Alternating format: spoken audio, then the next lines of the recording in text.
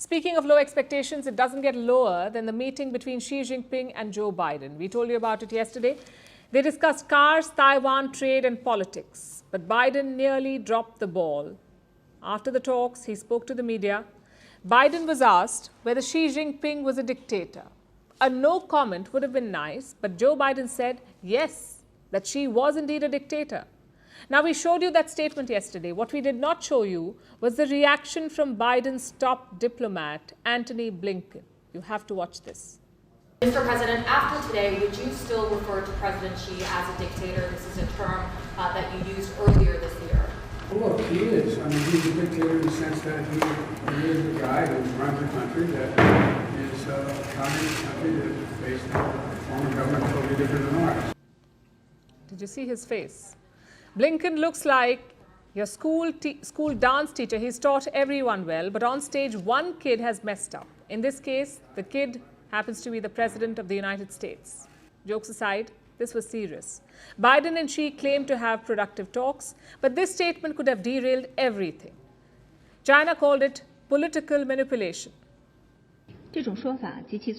This kind of statement is extremely incorrect and irresponsible political manipulation, which China resolutely opposes. It needs to be pointed out that there are always some ill-intentioned individuals attempting to sow discord and damage Sino-US relations, but their attempts will not succeed.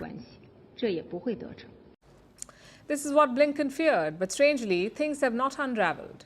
Yes, China criticized Biden's statement, but the commentary in China remains positive. Look at the People's Daily. It says Xi was warmly welcomed by Biden, that the talks were a new starting point for US-China relations.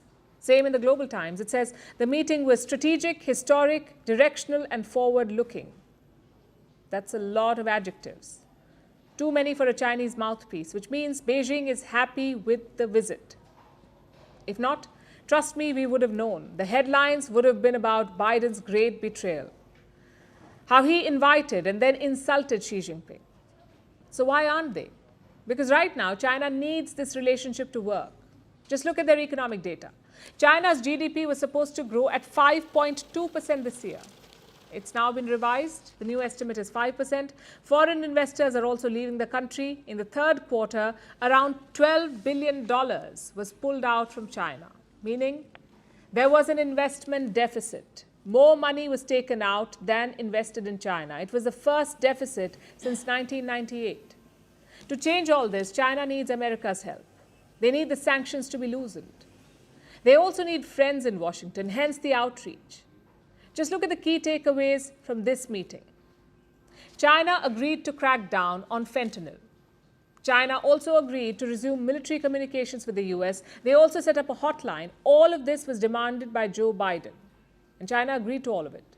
But on the other side, what did Xi Jinping get? A couple of standing ovations, a garden walk with Biden, and some good pictures. Nothing concrete on the policy front, not even a commitment that the US will ease the sanctions. Yet, China's state media is happy. Why do you think that is? Because that is precisely what Xi Jinping wanted. He was not looking for major political gains. He's experienced enough to know that's impossible right now. What he wanted was a reset. Like the People's Daily said, a new starting point. China never bets on the US to lose, never interferes in US's internal affairs, and has no intention to challenge or replace the United States. China welcomes a confident, open, developing, and prosperous United States.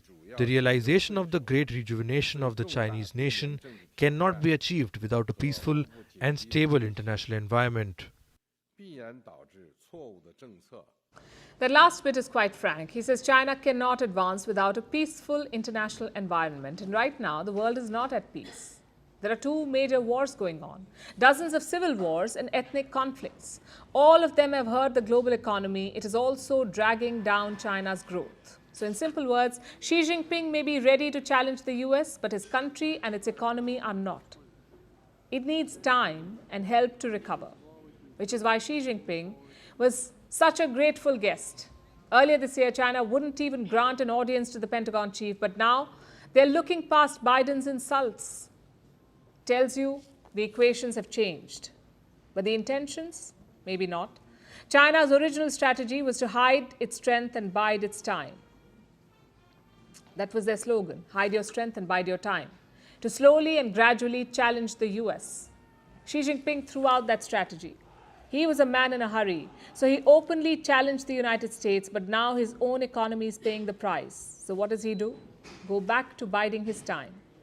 It's unlikely that Xi has changed his plans to dominate the world. It's more of a delay, which means the ball is now in America's court.